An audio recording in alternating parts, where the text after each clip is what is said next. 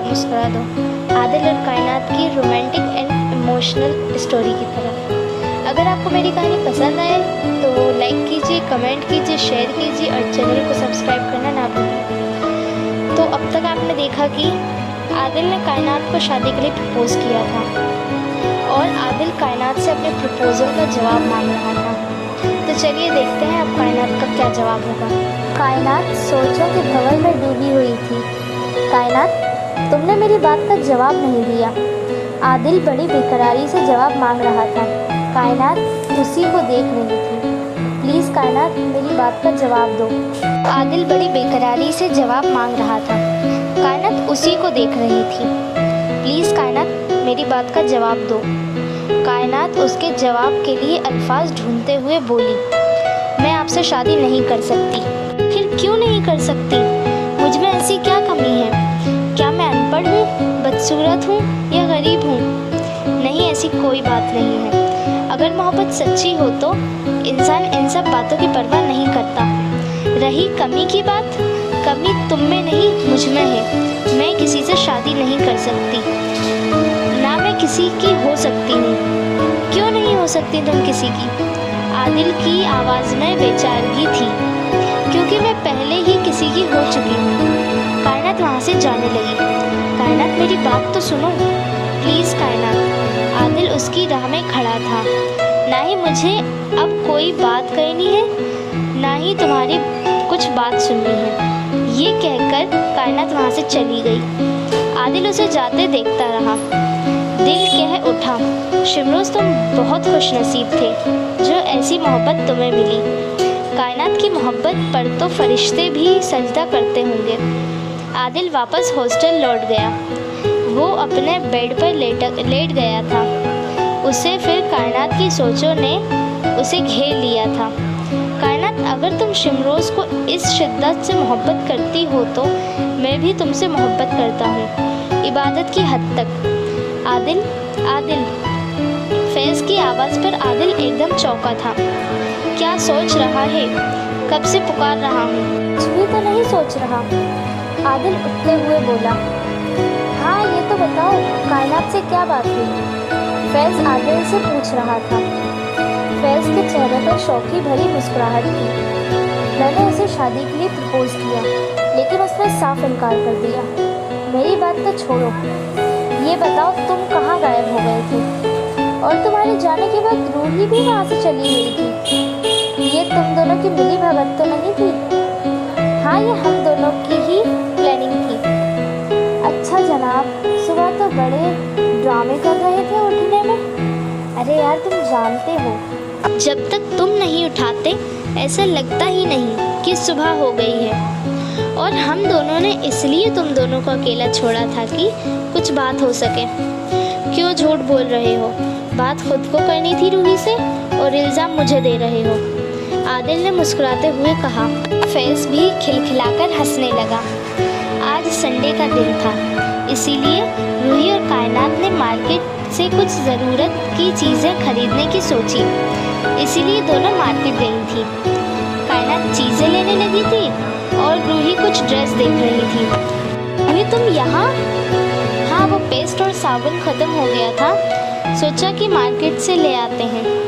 ये ड्रेस देख रही थी कि शायद कोई पसंद आ जाए तो ले लूँगी, लेकिन कोई ख़ास नहीं है। रूही, क्या तुम अकेली आई हो? आदिल रूही से कायनात के बारे में पूछने लगा। नहीं, मैं अकेली नहीं आई हूँ, कायनात भी मेरे साथ ही है। कहाँ है वो? वो वहाँ खरीदारी कर रही है। मेरे बारे में सब पूछ लिया, लेकिन आपका आना कैसे हुआ इस तरफ? बस यूँ ही, संडे है ना, इसीलिए। तभी आदिल की नज़र शोरूम में लगे एक पिंक कलर के ड्रेस पर पड़ी। उसको कायनात का ख्याल आया। मैंने आज तक उसे सफ़ेद लिबास में देखा है। अगर वो ये पिंक कलर का ड्रेस पहनेगी तो बहुत हसीन लगेगी। आदिल अपनी सोचों में गुम था। आदिल भाई, आप क्या सोचने लगे हैं? रूही ने उसके चेहरे के सामने हाथ घुमाते हुए कहा। रूही पागल हो गया है, फैज़ ने हंसते हुए कहा। तो तीनों हंस दिए। रूही, तुम मेरा एक काम करोगी? भाई मैं आपके कामों से बहुत डरने लगी हूँ। रूही ने आदिल की बात का जवाब दिया। सुबह मैं उसे अकेले छोड़ आई थी, इस वजह से वो मुझसे बहुत नाराज़ थी। बड़ी मुश्किल से मनाकर लाई हूँ। प्लीज़ रूही, एक छोटा सा काम ही तो है। उस आदिल की इल्तिजा पर जैसे फैज़ को रहम आ गया हो। वो इतनी इल्तिजा कर रहा है, अब मान भी जाओ, ज़्यादा नखरे मत दिखाओ। फैज़ ने बड़ा रौब जमाते हुए कहा। अच्छा भाई बताइए क्या काम है? वो जो पिंक कलर का ड्रेस शोरूम में लगा हुआ है वो तुम कायनात को दे देना। वाह भाई, आपकी पसंद। मेरी नज़र इस ड्रेस पर क्यों नहीं पड़ी? वो इसलिए कि ये किसी और की किस्मत में था। आदिल बड़ी शौकी से बोल रहा था। पर भाई वो आपके नाम से नहीं लेगी, वो कलर ड्रेस नहीं पहनती। अरे पगली, अपने नाम से दे देना। रही पहनने की बात, तुम दोगी तो वो ज़रूर पहनेगी। कम से कम इसी बहाने वो रंगीन ड्रेस पहनेगी। रूही, रूही, मैं यहाँ हूँ। कायनात की आवाज़ सुनकर रूही उसकी तरफ चली गई थी। फैज़ और आदिल वहाँ से स्पीड में छिप गए थे। तुम कहाँ थी? मैं कब से देख रही थी। मैं ड्रेस देख रही थी। रूही ने कायनात की बात का जवाब दिया। कायनात, वो पिंक कलर का ड्रेस तुम्हें कैसा लग रहा है? बहुत खूबसूरत लग रहा है, तो निकलवा लूँ? हाँ, तुम पर बहुत अच्छा लगेगा। रूही ने उसकी बात का कोई जवाब नहीं दिया। उसने ड्रेस पैक करवाया और दोनों गर्ल्स हॉस्टल आ गईं। कायनात, ये लो। ये क्या है? वही ड्रेस जो पैक करवाया था। तुम मुझे क्यों दे रही हो? ये तो तुमने अपने लिए खरीदा था ना?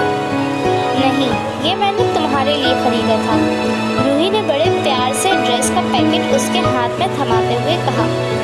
पर रूही, तुम्हें मालूम है मैं रंगीन कपड़े नहीं पहनती। क्यों नहीं पहनती? प्लीज़ कायनात, ये कफन अपने तन से हटाओ। रूही के लहजे में गुस्सा भी था और इल्तिजा भी थी। प्लीज़ कायनात, मेरी खातिर पहन लो। नहीं कायनात, तुम्हारा दिल नहीं चाहता कि तुम कुछ करो? किसके लिए? खुद के लिए, रूही ने बात काटते हुए कहा। नहीं, मैं खुद के लिए कुछ नहीं करना चाहती। क्यों करूं खुद के लिए जब शिमरोज ही नहीं रहे? कायनात मत रो प्लीज़, मैं अब तुमसे कभी कुछ नहीं कहूँगी। रूही तो उससे हंसाना चाहती थी, लेकिन उसने कायनात को रुला दिया था। प्लीज़ कायनात, मुझे माफ़ कर दो, मैं आज के बाद तुमसे कुछ नहीं कहूँगी। उस दिन के बाद रूही की हिम्मत ही नहीं हुई कि वो कायनात को मजबूर करे। वो उसे रोता नहीं देख सकती थी। अच्छा कायनात, मैं तुमसे पहनने के लिए मजबूर नहीं करूँगी, लेकिन इसे मेरी निशानी समझकर तो अपने पास रख ही सकती हो ना? हाँ, मैं रख लेती हूँ, लेकिन अब कभी मत कहना पहनने को। हाँ मेरी दादी, अब कभी नहीं कहूँगी, रूही ने हाथ जोड़ते हुए शौकी से कहा। रूही ने आदिल को सब कुछ बता दिया था। आदिल मायूस हो चुका था। उसे खुश करने की सारी कोशिशें नाकाम हो रही थी। उसे मायूसी ने घेर लिया था। मैं क्या करूं मेरे खुदा, मुझे कोई रास्ता दिखा। वो तन्हा बैठा यही सोचता रहा कि कायनात को कैसे खुश करे। कॉलेज में भी उसने कायनात से कई बार बात करने की कोशिश करी, लेकिन कायनात ने साफ इनकार कर दिया था। एग्ज़ाम शुरू हो चुके थे, सब अपनी अपनी पढ़ाई में लगे हुए थे, लेकिन आदिल का मन पढ़ाई में नहीं लग रहा था। फैज़ के बहुत समझाने पर आदिल ने थोड़ी तवज्जो अपनी पढ़ाई पर दी थी। आज कॉलेज का आखिरी दिन था, एग्ज़ाम ख़त्म हो चुके थे। कायनात अकेली खड़ी कॉलेज के बाहर रूही का इंतज़ार कर रही थी। एक्सक्यूज़ मी, कायनात ने पलट कर देखा, पीछे आदिल खड़ा था। आप फिर आ गए? जब मैंने आपसे कई बार कह दिया है कि मैं आपसे कोई बात नहीं करना चाहती, फिर आप क्यों नहीं मानते? कायनात प्लीज़ बात तो सुनो। नहीं, मुझे कुछ नहीं सुनना, ये कहकर वो वहाँ से चली गई। अब आपको क्या लगता है, आदिल और कायनात की फिर मुलाकात हो भी पाएगी या नहीं? जानने के लिए देखते रहिए हमारी कहानी। एक बार मुस्कुरा दो। अगर आपको मेरी कहानी पसंद आए तो लाइक कीजिए, कमेंट कीजिए, शेयर कीजिए एंड चैनल को सब्सक्राइब करना ना भूलिए। Thank you for watching.